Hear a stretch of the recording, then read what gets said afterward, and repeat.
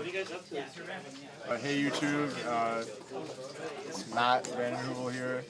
Just top 4 regionals in Toronto with Dragon Wars. So I'm just going to do a deck profile so that you see what I'm playing. So, the most obvious is 3 Blaster, 3 Titles, 3 Tempest, and 3 Redox. Obviously the Heart and Soul of the deck. And then 2 of each of the being Thunder, Stream, Lightning, and Redox. I decided to play the Light and Darkness Dragon version with 2 Lad and 1 Eclipse Wyvern.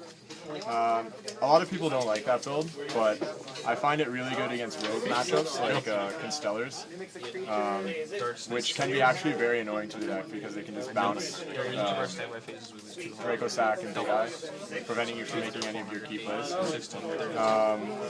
And it's late game, it's basically a game ender as well. Like it prevents Swift Scarecrow in the mirror match, and like against Prophecy, it's kind of risky.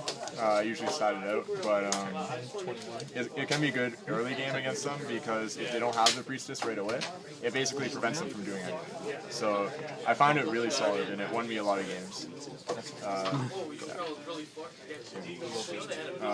One Flameball Guard. I like that more than running Corseska because not only does it have 2,000 defense, whereas Corseska has virtually no stats to stand up on, it's also like for Blaster, which is better for killing Ophion. Like that was one of the decks I was more worried about because if they get a good setup, like it's really hard to crack the board. So I'd rather have that than a Tempest target. And then I played full 3 of each Veiler and Maxi. For really just the mirror match. You need all the help you can get. If you don't draw them, it's pretty much a blowout. So you need to stop their plays. So that's it for the monsters. For spells, I play Reborn.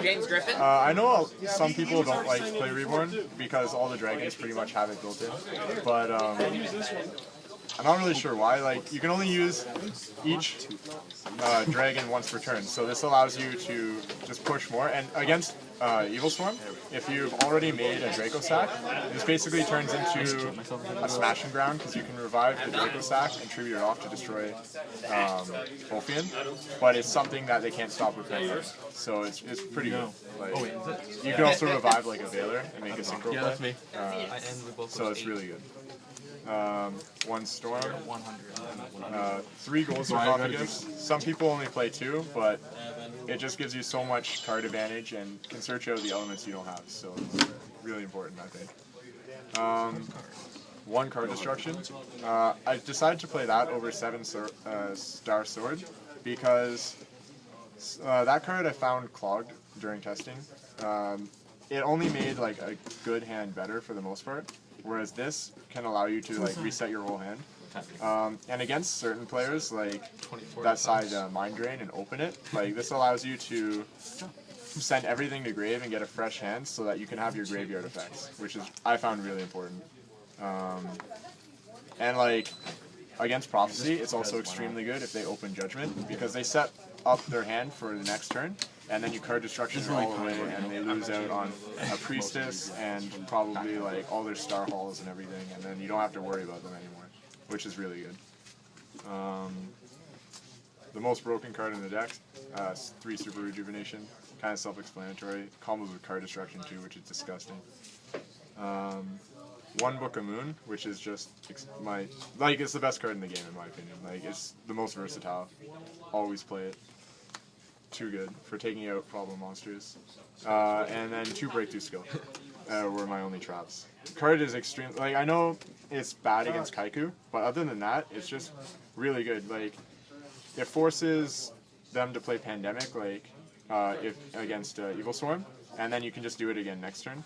So and a lot of people side out Pandemics, so like game 2 it's even better than it is game 1. This card is, I'd almost want to bump it up to 3. It's just really good. And if you face a mirror match, It helps a lot against like if they're playing Lad as well, or if they side into annoying things like Vanity's Fiend. I find you need every out you can to get over this. So that's it for the main deck. I play 42 cards. The extra deck is pretty standard, I think. One Armory Arm, which I never ended up summoning during the event, but it was there just in case I had the option. One Ancient Sacred Wyvern, which actually won me my final match against Prophecy, which was pretty good. One Black Rose. It's mainly in there just to kill Obelisk the Tormentor, or if my opponent sets up a lot of trap cards I can't really deal with. I never ended up making it, but it's there just in case. One Thought Ruler Archfiend, which a lot of people don't play, but I find it extremely good.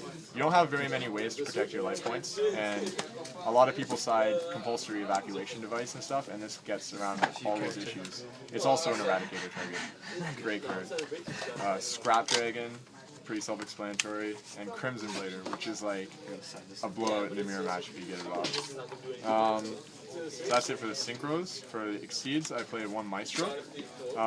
Maestro's really good, I find, against Evil Swarm, because sometimes, like I side in Tsukiyomi, but one time a guy had Exceed Reborn when I booked down the Ophion with Tsukiyomi, and then I had a Redox play, discard Redox and an Earth Monster, summon back a Reactin, and then made Maestro and booked the second one, and then I could just go off. I also just forced this out another time with a Redox as well, and it won me the game as well against this one. I decided to play a full 3 Big Eyes because in the mirror match, like you don't want to lose the Big Eye battle. If you only have 2, like you don't even want to get into that battle to begin with, but sometimes it's bound to happen. So you need all the answers. Like one time, I actually went through all 3 of mine and still needed a 4th one. Like it just too good of a card. One Gaia Charger, which I never ended up making, but it's good because it's a dragon and it can go through the Phantom Beast tokens to do like basically a direct attack, which can steal you games. 3 Draco Sack, which is like such an amazing card. It allows you to do so much. I usually just bait out magic and traps with it for the most part, but it's pretty solid against a lot of decks. Like turn 1 against Ophion, it either forces them to make a Bahamut or it's just hard for them to get over in general. So it's really good. And then one YuGiOh, which is mainly for the mirror match. It's pretty good if you can back it up with any sort of like a Maxi or something. So that's it for the extra deck. Side deck, I played 2 Swift Scarecrow. This card I find is very important in this deck, mainly for the mirror match, because you don't want to drop a Maxi and then they push anyway and you don't have any outs.